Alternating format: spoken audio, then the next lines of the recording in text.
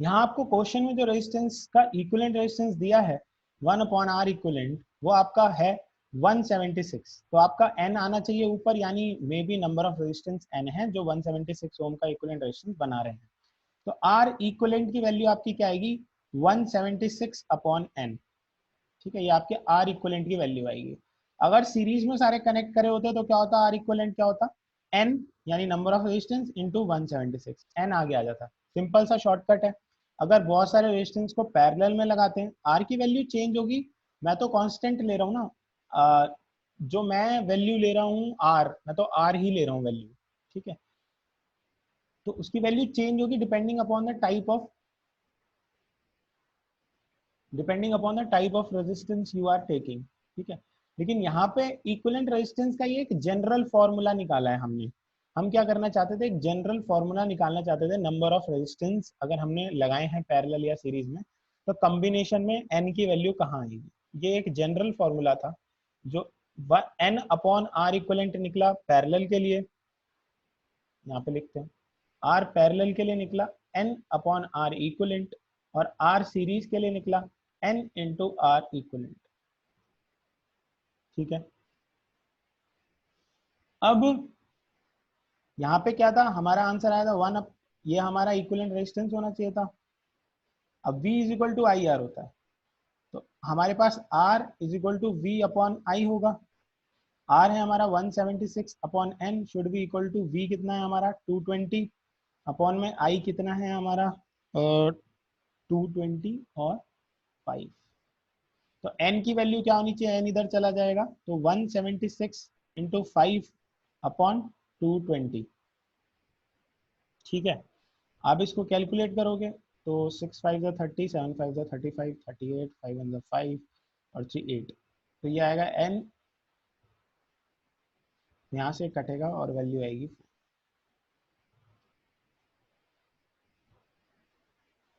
ठीक है, जिनको समझ में नहीं आ रहा है प्लीज आप रिकॉर्डिंग्स देखें यार समझने के लिए, क्योंकि अगर मैं एक क्वेश्चन को बार बार समझाऊंगा ना, मेरे पास वैसे ही 40 मिनट रहते हैं, तो एक ही क्वेश्चन हो पाएगा पूरे 40 मिनट में, तो दिक्कत होगी। तो आपको एक जनरलाइज चीज दे देता हूँ कि अगर R पैरेलल है तो आपका कॉम्बिनेशन बनता है वो n/r इक्विवेलेंट देता है, आप ऐसे करेंगे। और आपका अगर सीरीज है तो आपका जो कॉम्बिनेशन देता है वो n/r n into r equivalent ऐसे देता है। यहाँ पे जो n होता है ये आपका होता है number of resistors.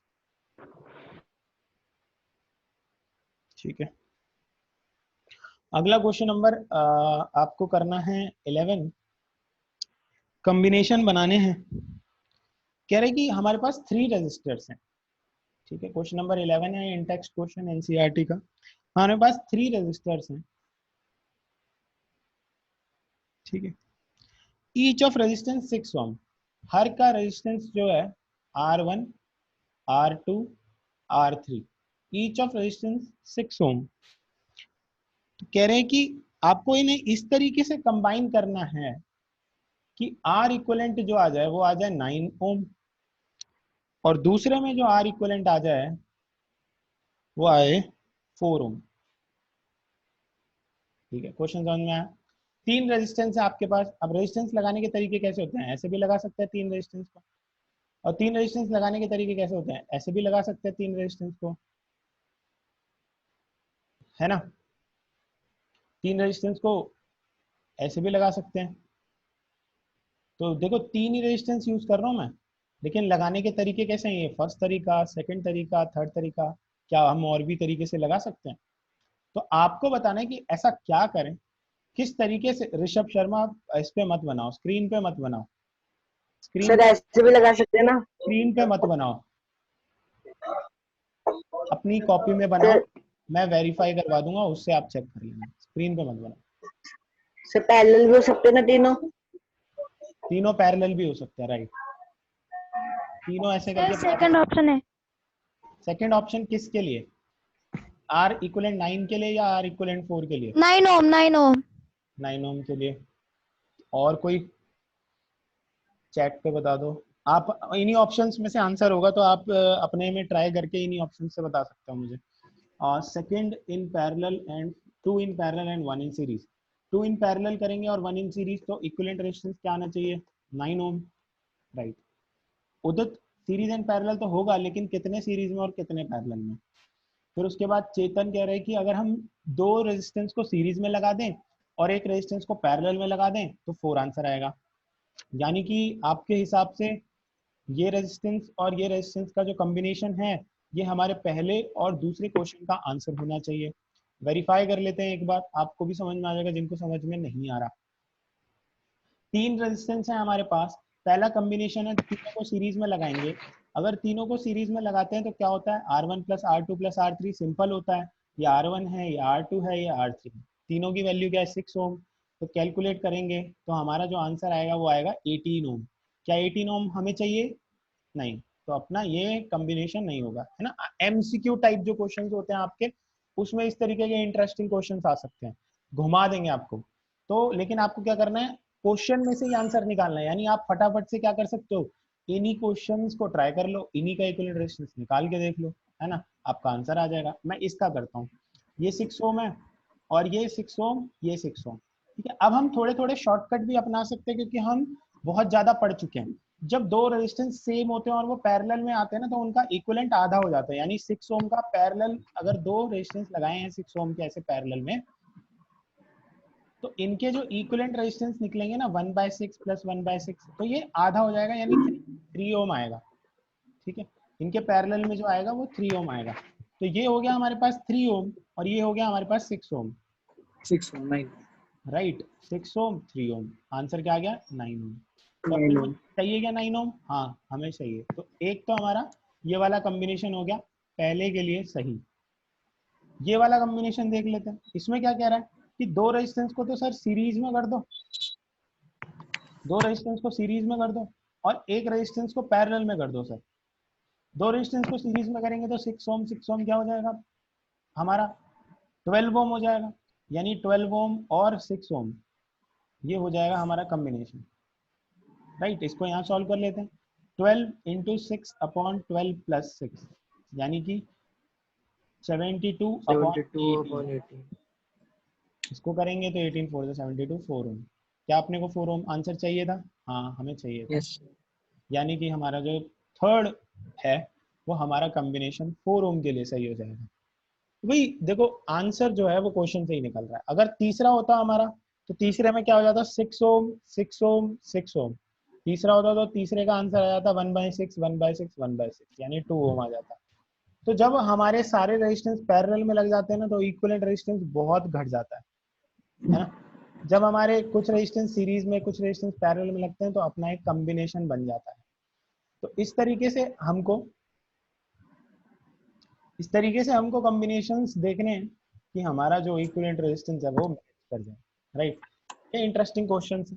Equivalent resistance में n नंबर ऑफ क्वेश्चन बन सकते हैं क्योंकि टॉपिक ही कुछ इस तरीके का है कि इसमें आप बहुत सारे कॉम्बिनेशन बना सकते हो। तो आपको अगर अपनी स्पीड बढ़ानी है ना इक्विवेलेंट रेजिस्टेंस सॉल्व करने के लिए, तो बस यही है कि आप अलग अलग तरीके के इक्विवेलेंट रेजिस्टेंस के क्वेश्चन जो है वो प्रैक्टिस में ला सकते हो। अगला क्वेश्चन है वो एनसीईआरटी का नहीं है, एक प्रैक्टिस क्वेश्चन मैं अगला दे रहा हूँ। आपके पास दो हीटर हैं, ठीक है। इस क्वेश्चन से बहुत चीजें पता लगने वाली हैं, तो इस क्वेश्चन को ध्यान से सुनना। 2 हीटर्स आर देयर, ठीक है, मार्क्ड, उनके उनके ऊपर रेटिंग की गई है। तो पहला जो हीटर है हमारे पास उसकी रेटिंग है 200 वोल्ट, 200 है ये, ठीक है। उसकी रेटिंग है 200 वोल्ट और 300 वॉट। जो इसकी पावर रेटिंग है वो 300 वॉट है। हर आपके इलेक्ट्रिकल अप्लायंस में इक्विवेलेंट रेटिंग होती है, पावर रेटिंग होती है, इक्विवेलेंट पावर रेटिंग। इसकी वोल्टेज रेटिंग है 200 वोल्ट और इसकी पावर रेटिंग है 300 वॉट। फिर दूसरा हीटर है, सुकेश स्क्रीन से हाथ हटा लें। इसकी वोल्टेज रेटिंग तो सेम है 200 वोल्ट, लेकिन इसकी पावर रेटिंग है 600 वॉट। अब कह रहे हैं कि अगर मैंने दोनों दोनों हीटर्स को सीरीज में लगा दिया, ठीक है, ये मेरा नंबर 1 हीटर, ये मेरा नंबर 2 हीटर, दोनों को मैंने लगा दिया सीरीज में, ठीक है, और इनको कनेक्ट कर दिया एक 200 वोल्ट की सप्लाई से। जो सप्लाई है वो 200 वोल्ट की है। तो कह रहे हैं कि विच हीटर प्रोड्यूस मोर हीट। बहुत अच्छा क्वेश्चन है, बहुत अच्छा क्वेश्चन। विच हीटर प्रोड्यूस मोर हीट, कौन से हीटर से ज्यादा हीट निकलेगी, आपको ये बताना। ठीक है, तो ट्राई करो, 5 मिनट दूंगा। बहुत अच्छा क्वेश्चन है, इसमें बहुत सारी चीजें अपने को समझ में आएंगी। ठीक है,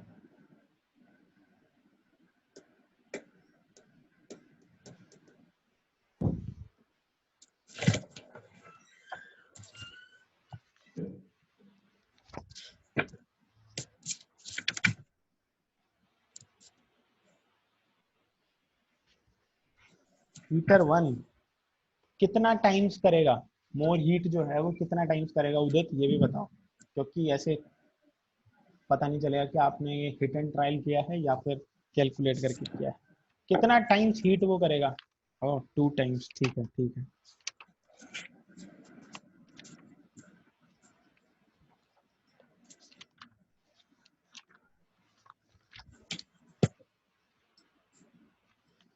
क्वेश्चन ये है कि अपने पास दो हीटर हैं, एक हीटर की वोल्टेज रेटिंग 200 वोल्ट और 300 वॉट है, और एक हीटर की वोल्टेज और पावर रेटिंग 200 वोल्ट और 600 वॉट है।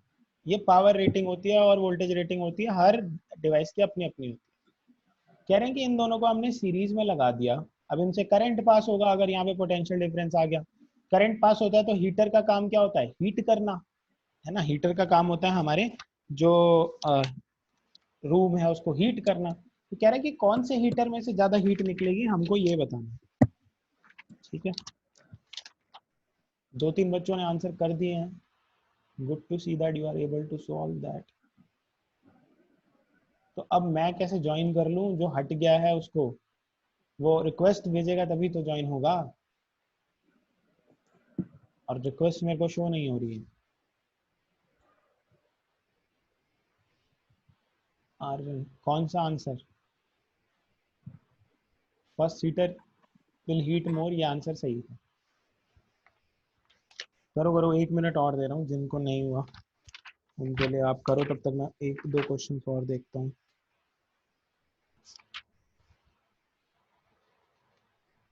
ठीक है,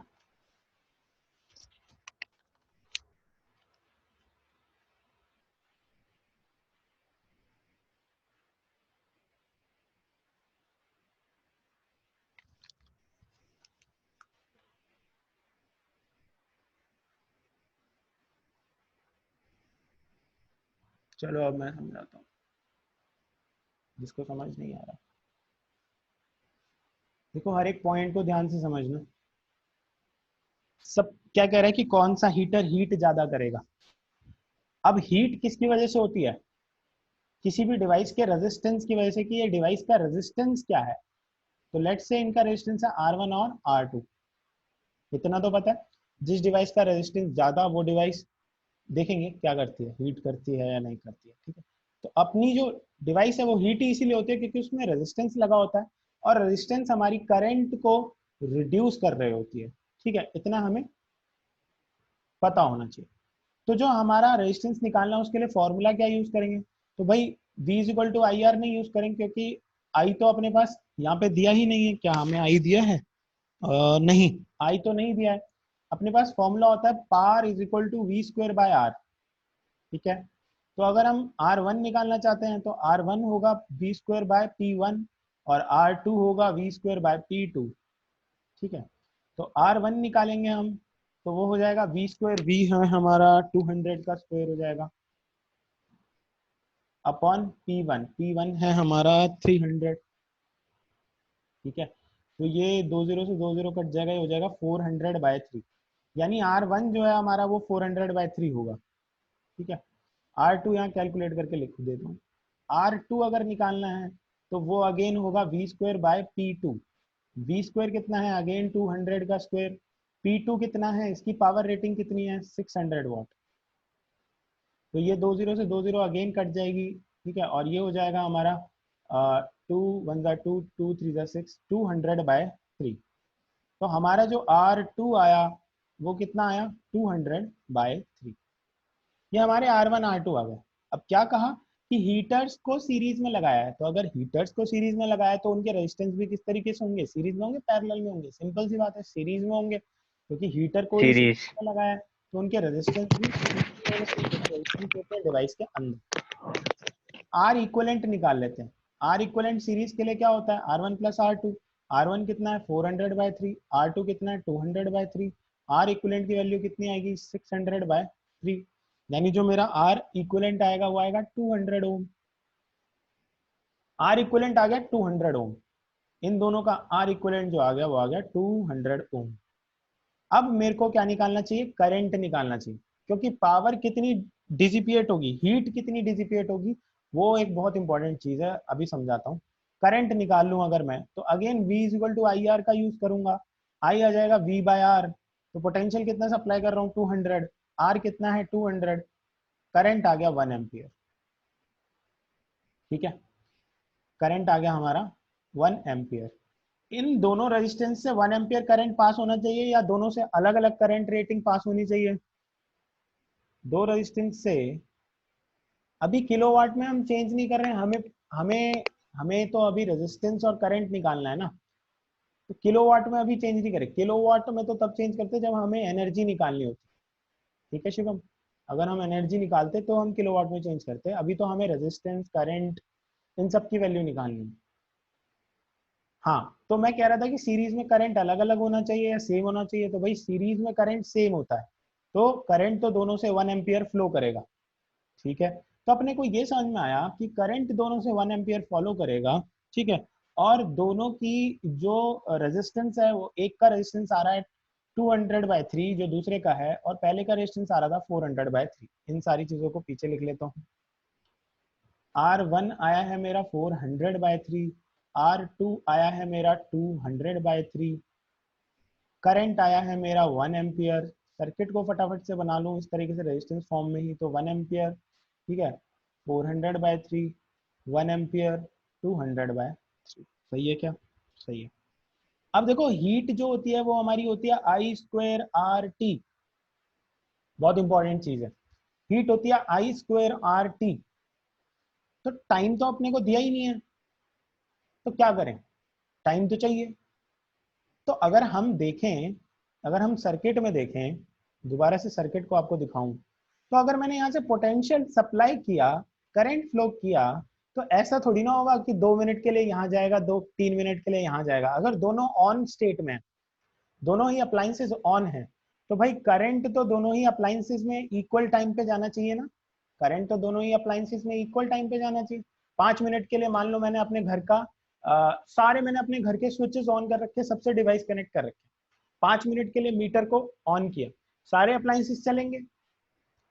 मीटर को ऑफ कर दिया, इलेक्ट्रिसिटी गई, सारे अप्लायंसेस बंद हो जाएंगे। समझ रहे हो? तो टाइम तो सेम ही यूज होगा सबके लिए। तो हीट डिसिपिएशन का फॉर्मूला है I²RT। तो अगर मैं करूं कि H1/H2, तो वो होना चाहिए I², करंट तो सेम है दोनों में, R1/I², रेजिस्टेंस दोनों का अलग अलग है, R2, T दोनों का सेम है, T से T कट जाएगा, I² से I² कट जाएगा, बचेगा क्या R1/R2। ये हमारा हीट 1 या हीटर 1 लिख लो, हीट 2 या हीटर 2 लिख लो। ये आएगा हमारा 400/3 और ये आएगा हमारा 200/3, 2। तो हीटर 1/हीटर 2 की जो हीट है वो आ रही है 2, यानी जो हीटर 1 है वो ट्वाइस ऑफ हीटर 2 हीट होगा। हीटर 1 जो है वो ट्वाइस ऑफ हीटर 2 हीट होगा। इसका मतलब क्या भाई, रेजिस्टेंस किसका ज्यादा आया था, हीटर 1 का। रेजिस्टेंस हीटर 1 का ज्यादा आया और हीटर 1 ही ज्यादा हीट हो रहा है। ठीक है, हीटर 1 ही ज्यादा हीट हो रहा है, और रेजिस्टेंस भी जो आया है ज्यादा वो हीटर 1 का ही आया है। तो इससे ये पता चलता है कि डिवाइस का अगर रेजिस्टेंस ज्यादा है तो डिवाइस बहुत ज्यादा हीट होगी, डिवाइस का रेजिस्टेंस अगर कम है तो डिवाइस कम हीट होगी। ठीक है, तो जो भी डिवाइस है जिनमें हमें करंट ज्यादा चाहिए होता है वो डिवाइस थोड़ा सा हीट कम होती है, क्योंकि उनमें रेजिस्टेंस की मात्रा हमें कम लगानी पड़ती है। जो डिवाइस जिनमें हमें करंट ज्यादा नहीं चाहिए, करंट कम चाहिए, वो डिवाइस हमारी ज्यादा हीट होती है। दोबारा से उसी एग्जांपल पे आऊंगा मोबाइल वाले पे, कि जब आप अपने मोबाइल को कनेक्ट करते हो अडेप्टर से और उसको चार्जिंग पे लगाते हो, तो मोबाइल को करंट चाहिए होता है कम, ठीक है, क्योंकि मोबाइल लो करंट डिवाइस है, लो वोल्टेज डिवाइस है। करंट चाहिए कम, वोल्टेज चाहिए कम, अडेप्टर क्या कर रहा है, वोल्टेज को स्टेप डाउन कर रहा है, करंट को कम कर रहा है, सारी एनर्जी हीट में लिबरेट कर रहा है। चार्जर इतना गर्म हो जाता है कि ऐसा लगता है चार्जर फट जाएगा, होता है ना। मोबाइल चार्जर हो गया, लैपटॉप चार्जर हो गया, कोई भी ऐसे चार्जर जो चार्जिंग डिवाइस होते हैं, वो बहुत ज्यादा हीटेड अप होते हैं, क्योंकि अडेप्टर से अगर वो कनेक्टेड है तो अडेप्टर का काम है वोल्टेज को लो करना, स्टेप डाउन करना, करंट को लो करना, करंट को भी स्टेप डाउन करना, रेजिस्टेंस को बढ़ा देना, हीट को ज्यादा लिबरेट करवा देना। आपके सीपीयू में कूलिंग लगी होती है ना, कूलेंट लगे होते हैं आपके सीपीयू में, है ना।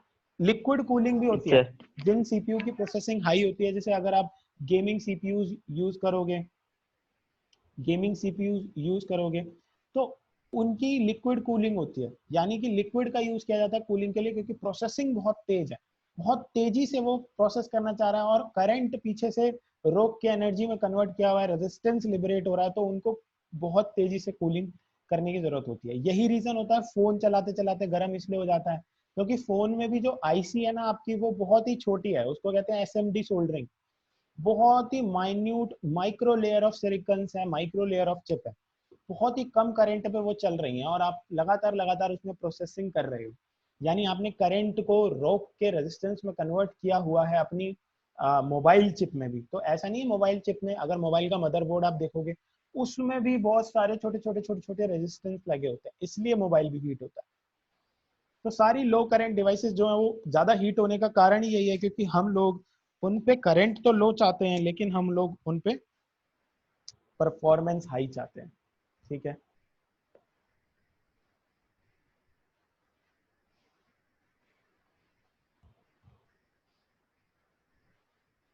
ठीक है उदित, ओके, भेज देना।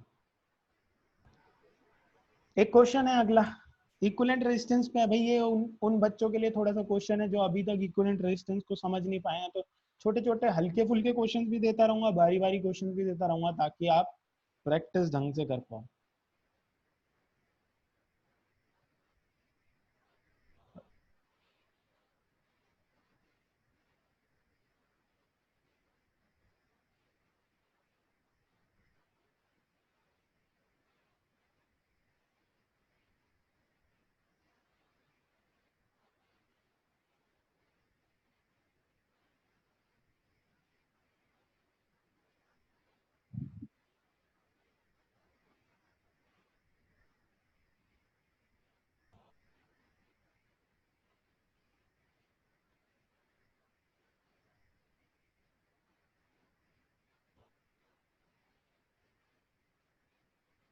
हमारे पास ये सर्किट है, ठीक है, पॉइंट ए से पॉइंट बी तक का इक्विवेलेंट रेजिस्टेंस निकालना है, आर इक्विवेलेंट ए से बी तक का। आपके पास टाइम है 2 मिनट का, रिजॉल्व करके मुझे बताना।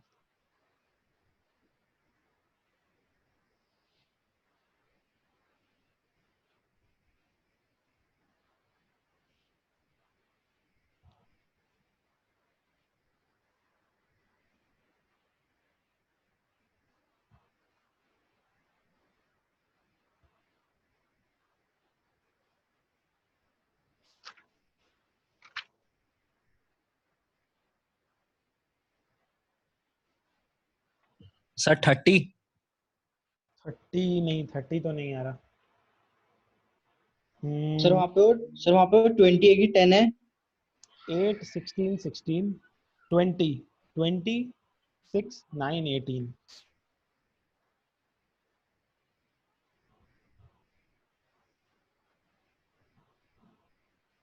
6 भी नहीं आ रहा, 8 आ रहा है चेतन, सर 8 आंसर ओम 8 आ सर रहा 8 ओम है।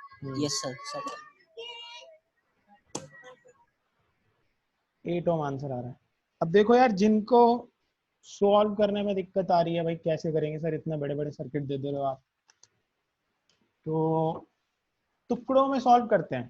सबसे पहले ये दोनों उठा लो, 16 16 बड़े बड़े रेजिस्टेंस उठा लो, इन दोनों का इक्विवेलेंट क्या होना चाहिए, मैंने आपको बताया दो पैरेलल में होते हैं अगर सेम तो आधा हो जाता है। 16 16 का हो जाता है 16 16 का आधा हो जाएगा 8, मतलब इन दोनों को कंबाइन करके यहाँ 8 लिखा हूँ। ये दोनों भी ये दोनों भी इक्वल हो गए, 8 8 का आधा क्या हो जाएगा 4, ये 4 ओम हो गया और ये 20 हो गया, तो इक्विवेलेंट क्या आ गया 24, यानी ऊपर की पूरी लेयर को मैंने खत्म कर दिया, 24 से रिप्लेस कर दिया। ठीक है, चेक कर रहा हूँ, ठीक है 24 है ऊपर की। दूसरी नीचे वाली लेयर है 9 और 18 जो है वो पैरेलल में 6 के साथ सीरीज में, 9 और 18 का इक्विवेलेंट क्या होना चाहिए 9 इंटू 18 अपॉन 9 प्लस 18 यानी 27, 9 1 9 9 3 27 6 3 18, 6 6 कितना हो गया 12, तो इक्विवेलेंट लेयर अगर सॉल्व करूं तो 12 ओम इसका आ गया।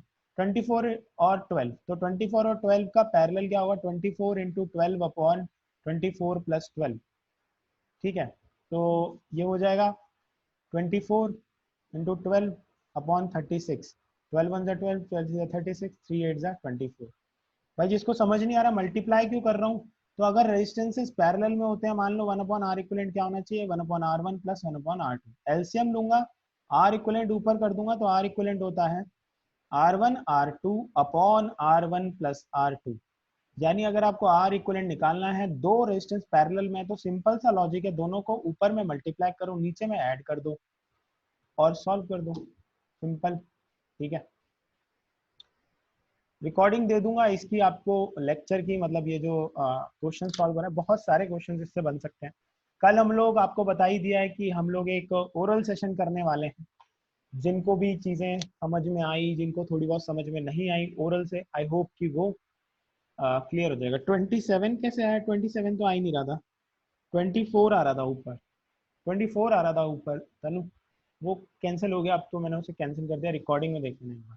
जो स्टूडेंट्स नए आए थे कंपार्टमेंट से, हम उनको सजेस्ट करूंगा कि भाई आप लोग रिकॉर्डिंग ज़रूर देख लें, लिंक्स मैंने पब्लिक कर दिए हैं, वो रिकॉर्डिंग्स देख लोगे तो आपको चीज़ें समझ में आएगी, देन आप डाउट पूछ सकते हो, अदरवाइज आपको चैप्टर समझ में नहीं आएगा और आपको ज़्यादा मेहनत करने की ज़रूरत है इस वक्त, क्योंकि आप ऑलरेडी थोड़ा सा पीछे हो, एक चैप्टर पीछे हो आप सारे ही फिजिक्स केमिस्ट्री और बायो के पोर्शन में। This is all for this session, और रिकॉर्डिंग आपसे शेयर कर दी जाएगी, watch it and solve your doubts.